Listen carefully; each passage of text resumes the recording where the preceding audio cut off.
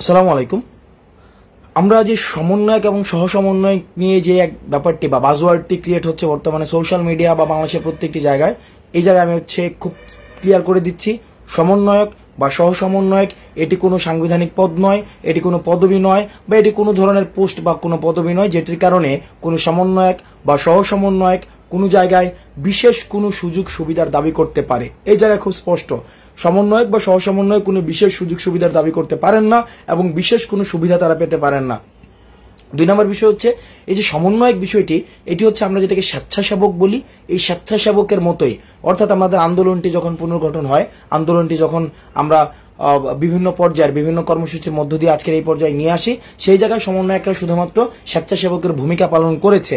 আমরা সেটাও দেখেছি যাত্রাবাড়িতে, উত্তরাতে, প্রাইভেট ইউনিভার্সিটিতে, বিভিন্ন জায়গায় সমন্বয়ক ছাড়াও কিন্তু আন্দোলন পরিচালিত হয়েছিল। সুতরাং সমন্বয়ক বা সহ সমন্বয়ক যে বিষয়টি নিয়ে এক ধরনের আলোচনা সৃষ্টি হয়েছে এবং বিভিন্ন অভিযোগ আসছে, সেই জায়গা থেকে আমরা স্পষ্ট করতে চাই, বাংলাদেশের বিভিন্ন প্রান্তে আমরা সমন্বয়ক বা সহ সমন্বয়ক কোনো কমিটি দিচ্ছি না, বা এই ধরনের কোনো পরিকল্পনা বা এই ধরনের কোনো কিছুই নেই।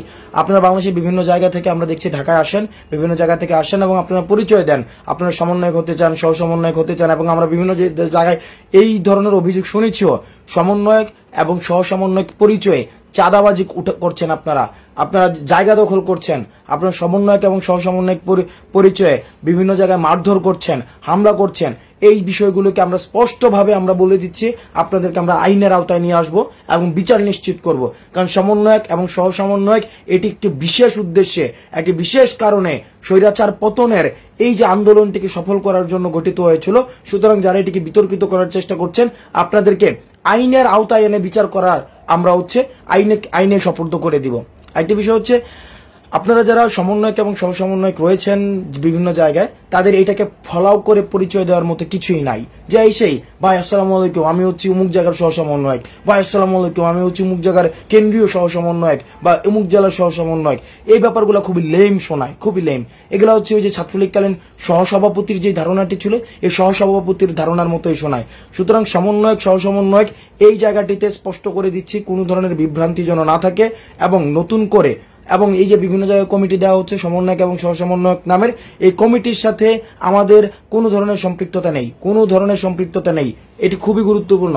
2 নম্বর বিষয় হচ্ছে যে সমন্বয়ক এবং সহ সমন্বয়ক নিয়ে বিভিন্ন জায়গায় চাঁদাবাজির অভিযোগ আসে, বিভিন্ন জায়গায় আর্থিক সাহায্যের নেওয়ার বিষয় থাকে, এবং আমরা দেখেছি সংবর্ধনা যে দেখা যাচ্ছে কি সংবর্ধনা দিবে, এই কারণে ভাইয়ের সাথে ছবি তুলতে আসে, সেই ছবিটাকে হচ্ছে এক ধরনের বিনিময় মূল্যের মাধ্যমে তারা বিভিন্ন জায়গায় চাঁদাবাজি করে। আপনারা তাদেরকে শক্ত হাতে প্রতিহত করুন, কারণ সমন্বয়কের কাজ শুধুমাত্র স্বেচ্ছাসেবকের ভূমিকা তারা পালন করবে। যেই জায়গায় হচ্ছে আমরা দেখেছি ট্রাফিক শৃঙ্খলা নিয়ন্ত্রণ করা, এবং আমরা যারা কর্মসূচি ঘোষণা দিই সেই কর্মসূচিগুলোকে বাস্তবায়ন করা, এবং দেখা যাচ্ছে কি যেখানে বিভিন্ন ধরনের মানুষ রয়েছে, বিভিন্ন আহত যারা হয়েছে, তাদের চিকিৎসাটা যেন তারা ঠিকভাবে পায়, সেই জায়গাগুলো নিশ্চিত করা। এগুলো ছাড়া আসলে সমন্বয়ক বা সহ সমন্বয়কের মোটা দাগে কোনো কাজ নেই। হল দখল করা, সিট দখল করা, ছাত্রলীগ কায়দায় ছাত্র নির্যাতন করা, চাঁদাবাজি করা, এই জায়গায় হামলা করা, ওর বিরুদ্ধে মামলা দেওয়া, ওকে হচ্ছে পুলিশে সোপর্দ করা, এই কাজগুলো সমন্বয়ক বা সহ সমন্বয়কের নয়। সুতরাং এই কাজগুলো আপনারা করবেন না।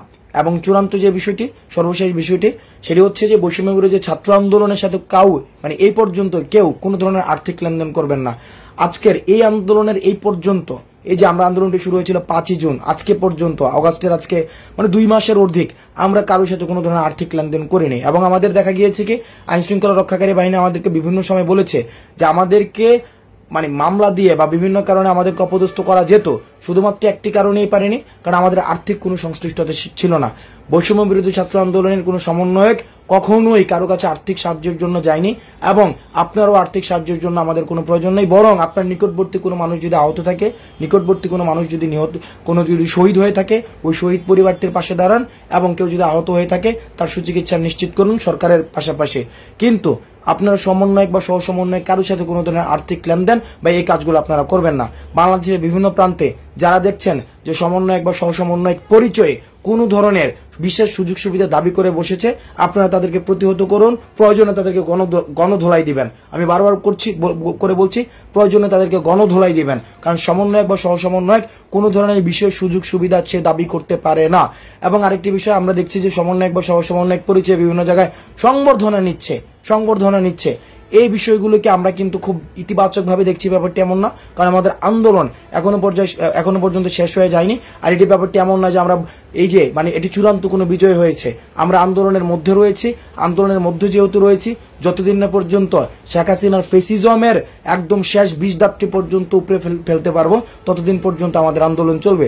সুতরাং সমন্বয়ক বা সহসমন্বয়ক পরিচয়ে কোনো ধরনের চাঁদাবাজি এবং এটি কোনো পরিচয় না, এটিকে আলাদাভাবে বিশেষভাবে দিয়ে কোনো জায়গায় থেকে বিশেষ সুযোগ সুবিধা নেয়ার মতো কোনো বিষয় না। সুতরাং আপনারা আপনাদের জায়গা থেকে আমাদের এই যে ফেসিবাদকে প্রাথমিকভাবে উৎখাত করেছি, এটিকে অব্যাহত রাখার জন্য আমাদের যে কর্মসূচিটি চলছে বর্তমানে, যে রেজিস্ট্যান্স উইকের কর্মসূচির সাথে সাথে আপনারা সংহতি জানিয়ে আপনারা রাস্তায় থাকুন।